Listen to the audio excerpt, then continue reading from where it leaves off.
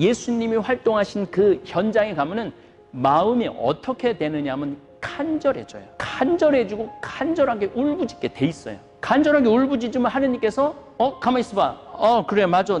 네가 지금 그런 소원이 있지. 그리고 성지에서 내리는 특별한 은혜가 있는 거예요. 항상 하느님께서 우리에게 다가오시고 준비하시고 섭리하시는 거예요. 거기에 우리는 항상 깨어서 하느님의 부르심을 들을 준비가 돼 있어야 돼. 그리고 하느님께서 부르시면은 예, 여기 있습니다 라는 대답을 해야 돼요. 그런데 하느님이 불렀어. 근데 돈 버느냐고 바쁘고 먹고 마시고 질탕지게 그냥 놀고 그냥 뭐 이런데 정신이 하나도 없어. 뭐 정치한다고 그냥 막 투표장에 쫓아다니고 유권자들 쫓아다니느냐고 하느님이 베드로야 베드로야 부르는데 하느님이 말하는 소리를 들을 여유가 없는 거예요. 그래서 하느님과의 관계가 끊어지는 거죠. 세상에 너무 마음을 빼앗기죠. 하느님께서는 온 우주를 창조하시고 인간을 창조하시고 인간이 서서히 영혼이 발달돼 뇌가 발달되고 영적인 언어를 담을 문자가 생기고 그러니까 그때 아브라함을 부르고 아브라함 후에 또 400년 동안의 고통 속에서 야훼 하느님에 대한 간절한 매달림이 있을 때 모세를 부르셔서 모세를 통해서 이제 완전히 하느님과의 관계를 어떻게 형성해야 되느냐, 하느님을 어떻게 우리가 이해해야 되느냐, 그래서 이름을 알려주는 거예요. 이름이 참 중요한 거예요. 제가 성서 특강을 준비하면서 참 황당한 게 바로 그런 것들이에요. 뭐가 황당하냐면은 구약 시대는 어떻게 쓰든지 애를 낳으려고 그러고 또 한 불과 50년 전, 60년 전만 하더라도 애를 안 낳으면 큰일 나는 것 같이 알고 있는데 지금은 웬만해도 그냥 아예 안 낳고 사는 경우 너무너무 많죠. 완전히 성소하고 정반대의 이 세상이 지금 펼쳐지고 있어요. 물론 예수님이 오시고 난 다음부터는 이 씨족, 물려가는 거는 이제 하느님의 자녀라고 불리는 거죠. 우리는 모두 하느님을 아버지로 모신 한 가족, 신앙 공동체인 것이죠. 그래서 그 모든 것을 종식해준 그 때를 완성을 시켜주신 분은 누구냐? 예수님이라는 이야기를 지금 하고 있습니다. 지금 이제 아브라함을 하느님께서 부르셨죠. 아브라함아, 아브라함아, 예, 여기 있습니다. 그러니까 너 내가 약속한 땅으로 가거라. 그곳에서 너 밤하늘의 별을 쉬어봐라. 그만큼 내 민족을 많게 번성하게 하고 너를 통해서 많은 민족들이, 모든 민족들이 복을 받을 것이다 라는 원복음이라고 볼 수 있죠. 그리고 예수님께서 그 복을 완성하러 오신 거죠.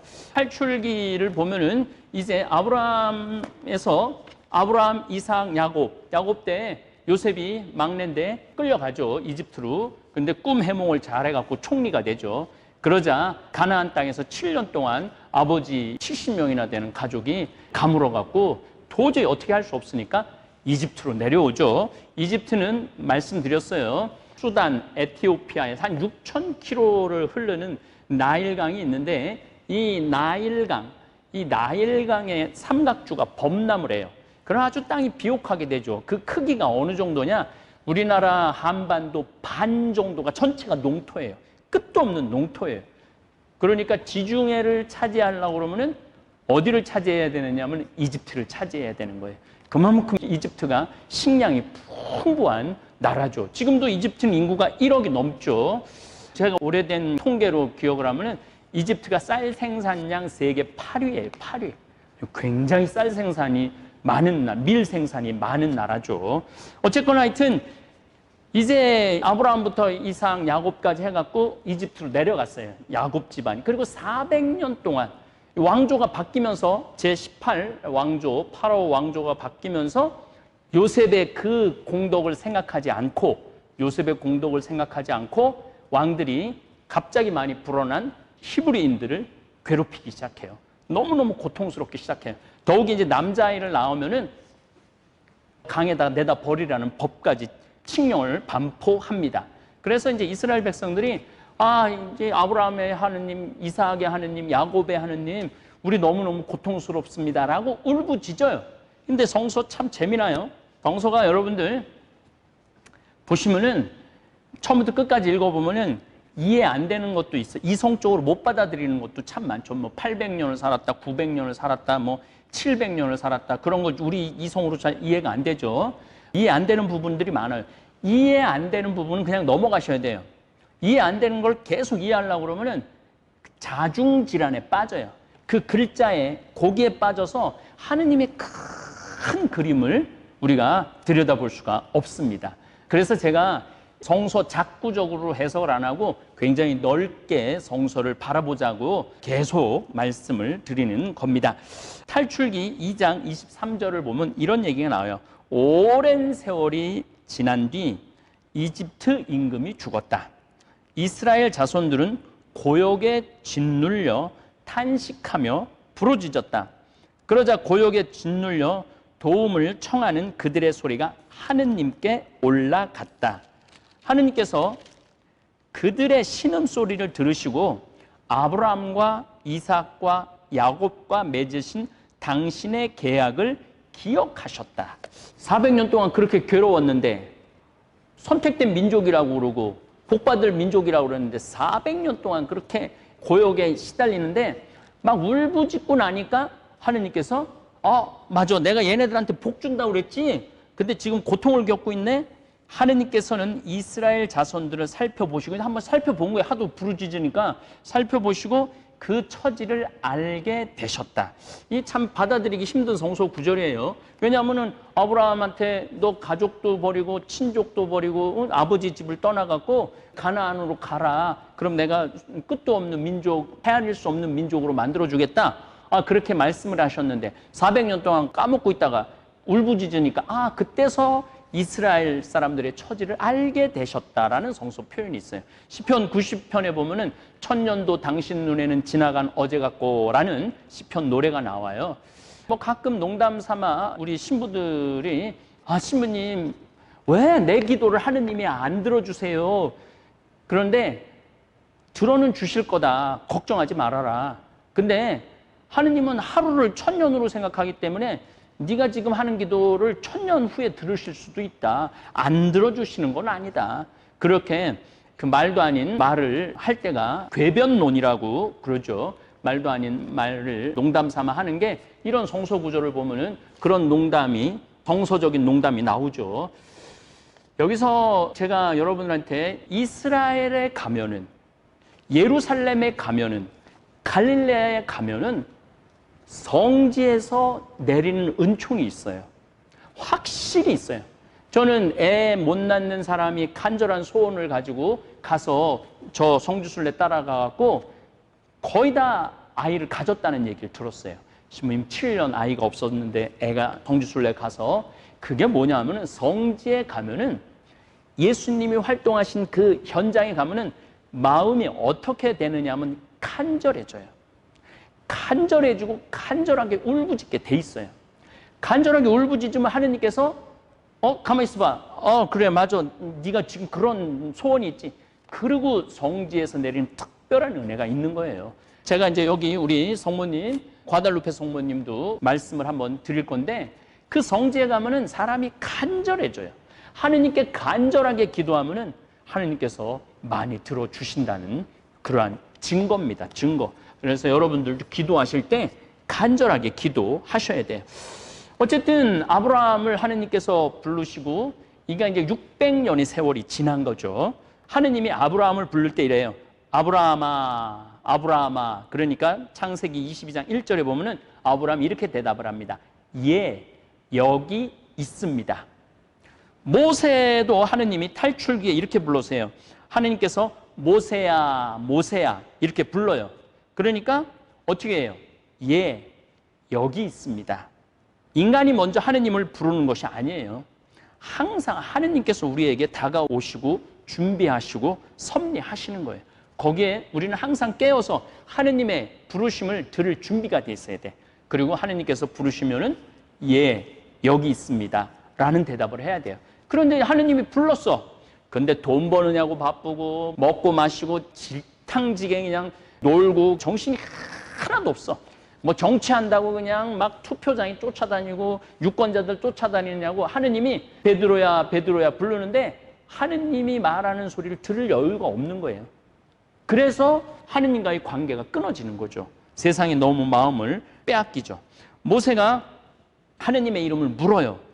아니, 내가 유다인들한테 가갖고 당신의 보내진 예언자라고 얘기를 했는데 이름을 알아야 될 거 아니냐고 이렇게 물었을 때 하느님께서는 나는 있는 나다. 이게 히브리 말로 야훼라는 발음이 나와요. 그래서 야훼, 하느님. 그러니까 아브라함부터 아브라함, 이삭, 야곱, 그 다음에 요셉 400년 동안에 이걸 하면 한 600년의 세월이 흐르는 거죠. 그래서 하느님이 당신의 이름을 이스라엘 백성에게 알려주는데 몇 년의 세월이 걸리느냐 하면 600년의 세월이 걸려요. 그때 비로소 야훼 하느님이 우리가 믿는 신의 이름이구나. 600년 지나 400년 동안 까먹고 있다가 이스라엘 백성들이 막 부르짖으니까 그래 내가 약속을 했었지. 이렇게 하는 하느님. 그러니까 우리가 하느님을 알아가는 과정이 결코 쉬운 과정이 아니라는 거예요. 하느님을 알아가고 하느님과의 만남, 하느님과의 인격적 관계를 이루어가는데 상당한 시간이 걸리는 거예요. 그래서 여러분들이 세례 받자마자 바로 하느님의 존재 전체를 다 깨닫는 것은 아니라는 얘기예요. 이제 세례를 받으면은 하느님을 알아가기 위한 시작을 하는 거예요. 성당 많이 지금 다니시는 분들, 미사 참여 많이 다니시는 분들, 또 성경 공부하시는 분들, 또 성서를 읽으시는 분들, 이 성서를 한 번 읽는다고 이 성서를 다 이해할 수 없어요. 이 귀한 하느님의 말씀 한 번 읽어서 여러분들 여기서 하느님의 그 뜻을 다 이해할 수 없어요. 뭐 일생 살아가면서 성서를 손에서 띄면은 안 돼요. 그런데 우리는 어떤 분들은 성서를 거의 안 읽는 분들도 많아요. 적어도 저녁에 주무시기 전에, 또 아침에 참 좋더라고요. 아침에 밥 먹기 전에 정말 맑은 정신으로 성서를 조금씩 읽으면은 구절구절, 그리고 전체적인 이 구원의 역사, 이거는 전부 공부를 해야 되지만은 구절구절 우리가 새겨야 되는 말씀 너무너무 많죠. 우리 서품 때도 황창현, 베네딕토 4제 수품 후보자 황창현, 그러면은 뭐라고 하냐면 우리 서품식 때도 여기 있습니다 하면서 제단 앞으로 나아갑니다. 이렇게 우리가 하느님이 부르실 때 여기 있습니다 하고 나아가기 위해서는 항상 우리의 마음을 누구를 향해서 있어야 되냐면 하느님을 향해서 우리의 마음을 열어놔야 됩니다. 그리고 그 하느님은 인격적인 하느님이에요. 인격적인 하느님이라는 이야기가 뭐냐면 나하고 대화가 가능하신 분이에요. 그리고 하느님께서 나에게 말도 거시고 나도 하느님께 말을 걸 수가 있는 거죠. 뭐 얼마든지 하느님하고 대화는 가능하죠. 그러면은 하느님께서 여러분들의 그릇에 맞게 하느님께서 대답해 주실 거예요. 저는 뭐 하느님 왜 코로나를 주셨습니까? 너 좀 쉬라고. 너만 쉬는 게 아니라 지구별도 좀 쉬라고. 그리고 지구별도 좀 생각 좀 하라고. 얼마나 우리가 정신없이 지금 돈 버는데, 지금 전 세계가 돈 버는데 다 올 수도 없댔잖아요. 돈 버는 일에. 그러니까 이건 좀 뭔가 시대적인 징표가 저는 있다고 생각을 합니다. 돈 버는 게 제일 중요한 거는 아니라는 거죠. 아마 이번 이 전염병 걸로는 제가 보기에는 굉장히 많은 생각들을 할 거예요. 이거 끝나고 난 다음에. 저도 이제 이 전염병의 바이러스에 대한 묵상, 명상, 또 하느님의 뜻을 좀 깨닫기 위해서 노력을 많이 할 생각을 갖고 있습니다. 어쨌든 모세는 하느님과 직접 대면한 예언자예요. 그래서 예수님께서 타보올산에서 거룩한 변모할 때 누구하고 있었죠? 모세, 엘리야, 예수님. 그러니까 베드로가 한 채는 모세한테, 한 채는 엘리야한테, 한 채는 예수님한테 져들어서 여기서 살면 얼마나 좋겠습니까? 그러니까 구약시대 전체를 봐서 정말 중요한 인물 둘이 나오죠. 모세와 엘리야. 아주 대단한 예언자 둘을 베드로가 이름을 칭해갖고 집을 져드리겠다고 그런 얘기를 하는 거죠. 자, 레위기 19장에 참 모세가 하느님을 대면해서 하는 이야기예요. 거룩한 백성이 되어라 라는 내용입니다. 주님께서 모세에게 이르셨다. 모세는 인격적인 하느님을 만나기 시작한 거예요. 그러면은 아브라함, 이삭, 야곱, 그 다음에 400년 동안 이집트에서 종살이한 사람들은 인격적인 대면을 했느냐? 인격적인 대면을 하지 못했죠. 왜 하지 못했느냐면은 아직 준비가 안 됐기 때문에. 이들은 고통 속에서 우리를 구원해 줄 수 있는 사람이 누구냐? 아브라함의 하느님, 이삭의 하느님, 야곱의 하느님이 아브라함 할아버지를 불렀듯이 우리도 돌보실 거다. 우리도 복을 주실 거다. 400년이라는 긴 세월 동안 준비한 것이죠. 그래서 모세에 와서 당신의 이름을 알려주고 모세와 대화하시는 거죠. 그래서 주님께서 모세에게 이르셨다. 너는 이스라엘의 자손들의 온 공동체에게 일러라. 그들에게 이렇게 말하여라. 나 주 너의 하느님이 거룩하니 너희도 거룩한 사람이 되어야 한다. 레위기 19장에 나오는 건데 마태복음 5장 48절에도 하느님 완전하신 것처럼 너희도 완전한 사람이 되어야 한다. 이렇게 예수님께서 말씀하시죠. 예수님은 구약 성서를 관통하고 계세요. 구약 성서 처음부터 끝까지 하느님께서 아브라함을 부르시고 그 모든 예언자들을 통해서 하신 말씀을 완전하게 관통하고 계세요. 그래서 레위기에 하느님 거룩하니 너희도 거룩한 사람 되어라. 이거 예수님께서 마태복음 5장 48절에 하느님 완전하신 것처럼 너희도 완전한 사람 되어라 라고 확언을 해 주신 거죠. 너희는 저마다 어머니와 아버지를 경외해야 한다. 너희는 나의 안식일을 지켜야 한다. 나는 주 너의 하느님이다. 너희는 몸을 돌려 우상들에게 가서는 안 된다. 너희를 위하여 신상들을 부어 만들어서는 안 된다. 나는 주 너의 하느님이다. 모세를 통해서 하느님께서는 이제 신과 인간의 관계를 정립을 해주세요. 그래서 모세를 통해서 십계명도 내려주시고 우상숭배, 자, 우상숭배에 대한 말씀을 하겠습니다. 우리가 우상숭배라는 게 하느님은 무한하신 분이에요. 무한하신 분들을 하나의 조각상에 놓고 이분이 우리를 구원하신 분이고 이분이 세상을 창조하신 분이라고 그러면 그 조각상 안에 무한하신 분을 넣을 수가 없는 거예요. 그래서 하느님은 당신의 상을 절대 만들어 세우지 못하게 하십니다. 그 상을 만들어 세우는 순간 그 상 안에 하느님의 영이 있다고 사람들이 인식하기 시작하고 그거를 정말 절대적으로 그 아테네 신전에 가면 아테나라는 여성 파르테논 신전 그 아크로폴리스에 가보면요 제가 감사하게도 젊은 시절에 지금 강의하는 지역은 거의 다 갔다 왔습니다. 제 눈으로 확인하고 여러분들한테 말씀드리는 거라고 생각하시면 됩니다. 어쨌든 그런 아테나라는 어마어마한 파르테논 신전에 그 아테나라는 한 10m 되는 황금으로 한 그런 그 우상을 숭배하지 말라는 거예요. 하느님은 상 안에 들어갈 수 없다는 거예요. 그래서 우상 숭배, 구약의 모든 예언자들이 전부 다 얘기한 게 뭐냐면 우상 숭배예요. 그 다음에 안식일, 우상 숭배, 안식일, 십계명입니다. 이게 하느님과 인간과의 관계를 제대로 정립해 나가는 과정이 이제 여행이 시작되는 거죠. 우리 마음 안에도 우상이 있죠. 돈에 대한 우상, 권력에 대한 우상. 거기에 사로잡히면은 다른 자유로운 생각을 하지 못하는 거죠.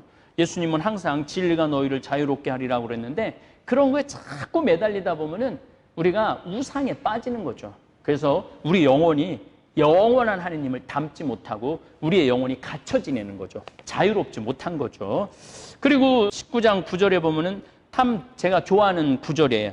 너의 땅에 수확을 거두어 드릴 때, 너의 땅에 수확을 거두어 드릴 때 밭 구석까지 모조리 거두어 드려서는 안 된다.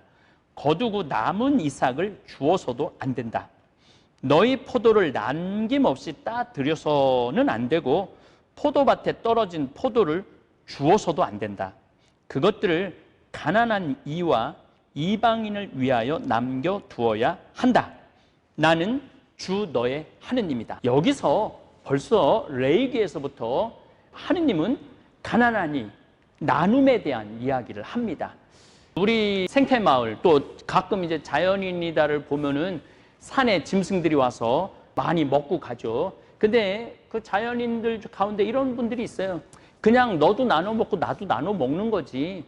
그게 바로 하느님의 자비입니다. 하느님의 사랑이고 이런 사랑의 계명, 하느님의 자비의 모습이 서서히 탈출을 시작한 이스라엘 히브리 사람들한테 나타나기 시작하고 그건 예수님께서 와서 완성을 하시죠. 자, 아주 재밌어요. 요 복음이 루카복음 4장 18절에 보면은 주님께서 나에게 기름을 부어주시니 주님의 영이 내 위에 내리셨다. 주님께서 나를 보내셔 가난한 이들에게 기쁜 소식을 전하고 잡혀간 이들에게 해방을 선포하며 눈먼 이들을 다시 보게 하고 억압받는 이들을 해방시켜 내보내며 이 구원의 때가 오늘 나에게서 이루어졌다라고 말씀을 하시는 거죠. 그래서 예수님은 완벽한 하느님의 계시로 드러나는 모습을 우리가 성서를 통해서 알 수 있죠. 신명기 8장 3절을 보면은 광야에서 만나를 먹이죠. 읽어보겠습니다. 그분께서 너희를 낮추시고 굶주리게 하신 다음 너희도 모르고 너희 조상들도 몰랐던 만나를 먹게 해주셨다. 그것은 사람이 빵만으로 살지 않고 주님의 입에서 나오는 모든 말씀으로 산다는 것을 너희가 알게 하시려는 것이다. 자, 여러분들, 사람이 빵만으로 살지 않고 주님의 입에서 나오는 모든 말씀으로 산다는 얘기 어디서 많이 들어보지 않으셨어요? 악마가 예수님 유혹할 때 이 돌도로 빵 만들으라고 그랬을 때 예수님이 뭐라고 그래요? 마태오복음 4장 3절에 유혹자가 그분께 다가와 당신이 하느님의 아들이라면 이 돌들에게 빵이 되라고 해보시오 하고 말하였다. 예수님께서 대답하셨다. 성경에 기록되어 있다. 사람은 빵만으로 살지 않고 하느님의 입에서 나오는 모든 말씀으로 산다. 제가 예수님은 심하게 얘기해서 메소포타미아 문명, 그 다음에 그리스 문명, 헬레니즘 문명, 로마 문명, 헤브라이즘 문명, 유대 문명, 그 다음에 구약 성서 전체를 관통하고 아우르시고 계신 거예요. 그리고 예수님 탄생 이전에 석가모니, 공자, 조로아스터, 소크라테스 이런 사람들이 한 모든 것들을 저는 종합하신 분이 예수님이라고 저는 생각을 해요. 그 한 말씀 한 말씀 안에 사람들이 알아듣기 쉽게 예수님이 말씀했지만 그 안에는 아주 깊은 철학과 신앙이 들어있는 거죠. 그래서 우리가 그 복음 하나하나를 이렇게 음미해 나가다 보면은 꿀보다, 진꿀보다 복음이 더욱 달게 돼 있죠.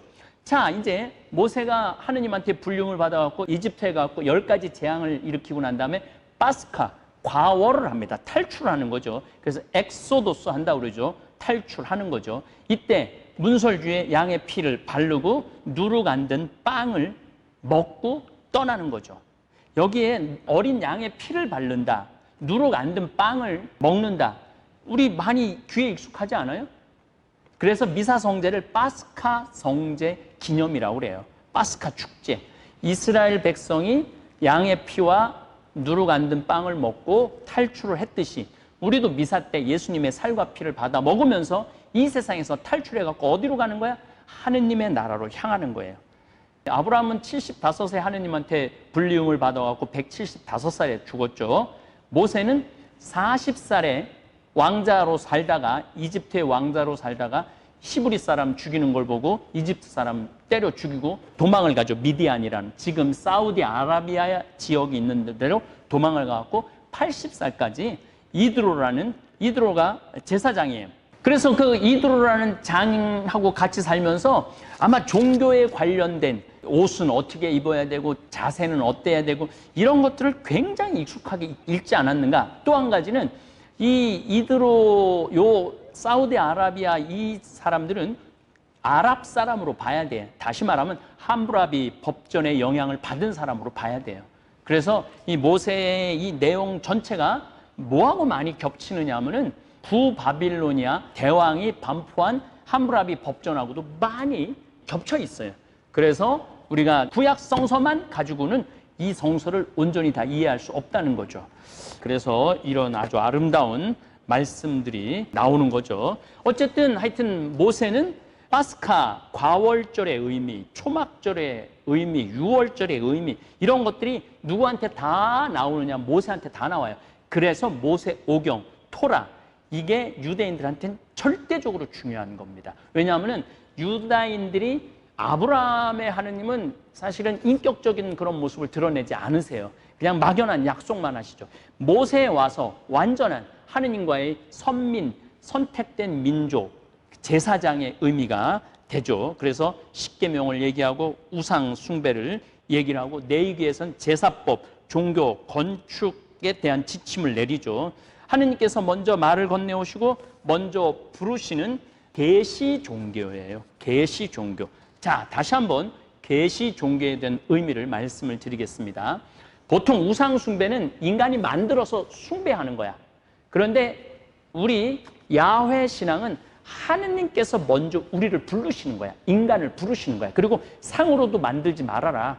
그러니까 하느님이 먼저 우리 인류 구원사 안으로 들어오시는 거죠. 우리가 뭐 황소를 만들고 머리에 막 번개를 쥐고 이런 아세라, 바알, 이런 목상, 이런 신상이 아닌 하느님께서는 온 우주를 창조하시고 인간을 창조하시고 인간이 서서히 영혼이 발달돼 뇌가 발달되고 영적인 언어를 담을 문자가 생기고 그러니까 그때 아브라함을 부르고 아브라함 후에 또 400년 동안의 고통 속에서 야훼 하느님에 대한 간절한 매달림이 있을 때 모세를 부르셔서 모세를 통해서 이제 완전히 하느님과의 관계를 어떻게 형성해야 되느냐, 하느님을 어떻게 우리가 이해해야 되느냐, 그래서 이름을 알려주는 거예요. 이름이 참 중요한 거예요. 우리가 하느님을 나의 주 하느님, 야훼 하느님, 나를 창조하신 나의 조물주라고 이렇게 이름 부른다는 게 정말 중요한 거죠. 왜 중요하냐면 신앙인이 아닌 경우가 나의 주 하느님, 내 생명의 근원이신 하느님, 나를 만들어주신 조물주 하느님 이렇게 부르지 않잖아요. 그래서 야훼 하느님, 인류 구원사를 관장하시고 인류 안에 인간을 구원하시겠다라는 그러한 야훼 하느님을 이름을 불러 신앙 고백을 하는 거 아주 중요한 거예요. 이 이름 아는데 600년 걸렸다는 거예요. 정치인들이 어떻게 합니까? 명함 막 돌리려고 그러잖아요. 자기 이름 알리려고. 그만큼 이름이라는 게 중요한데 모세를 통해서 주님께서는 나는 있는 자 바로 그로다. 존재하는 자 바로 그로다는 거죠. 그게 야훼 신앙인 것입니다. 이렇게 모세를 통해서 우리는 하느님에 대해서 또 종교 생활을 어떻게 해야 되는지 하느님과의 만남을 어떻게 해야 되는지 모세를 통해서 굉장히 많이 알죠. 그러나 가장 하느님과의 관계를 완벽하게 알려주신 분은 예수님이에요. 때가 차서 하느님 나라가 다가왔다. 이걸 가장 완벽하게 알려주신 분은 예수님입니다. 그래서 우리는 예수님을 향해서 계속 나아가는 거예요. 가능한 한 이제 유튜브 성서 특강 시청하시는 우리 학생 여러분들은 모세오경 읽어주세요.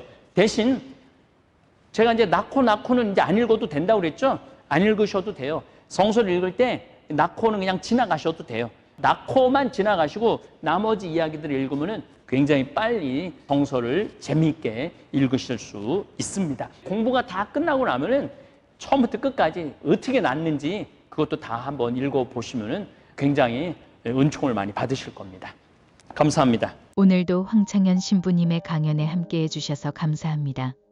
신앙의 선조 모세를 통해 우리는 하느님과의 관계를 깊이 깨닫게 됩니다. 많은 사람들이 예수님이 활동하신 그 땅을 찾아가면 마음이 간절해진다고 합니다.